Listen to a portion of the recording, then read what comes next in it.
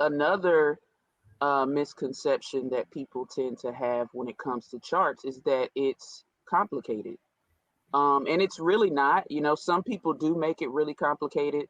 And I did, when I first started learning, but that was just a part of the learning curve for me, I think.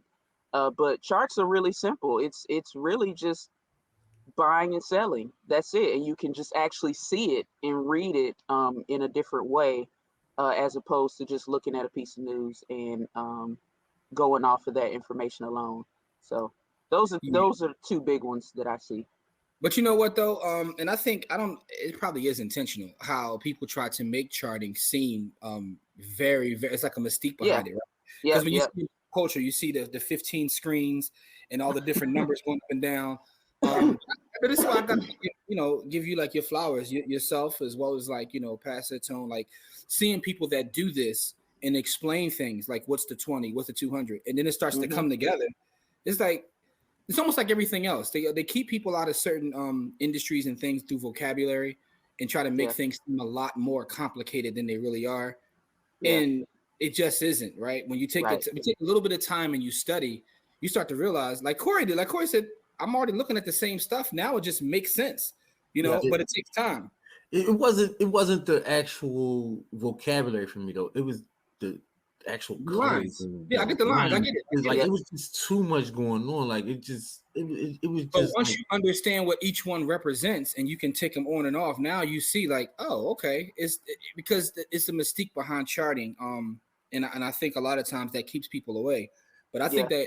that after taking both of Lance's courses, like yeah, participating and rewatching them, I'm sitting there like, man, I wish I would have had access to this, years ago, because now, listen, I popped the chart. I popped the Amazon yesterday. I'm just sitting there watching the charts, like, okay, boom, right here, $1,000. I got it of the blue. Like I'm just like, I feel like I'm creating money now, and Yeah. it had nothing really to do with the fundamentals. So now I'm like on completely the other way.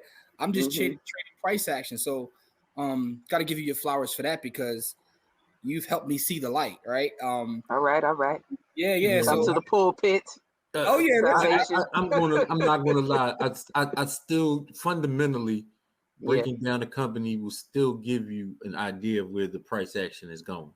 Yeah. Yeah. You And it's not that like she said, it always it doesn't diverge, but if you understand fundamentally what a company does and how it makes its money and those kind of things, it will help you with the price absolutely. action. But what I'm saying is, what I recognize is I can trade with price action and not Without having to fundamentals. know anything about the fundamentals of the Exactly. company. But yeah. I can't do vice versa, right? But I can trade price action without fundamentals. Because sometimes price action is about emotion, right?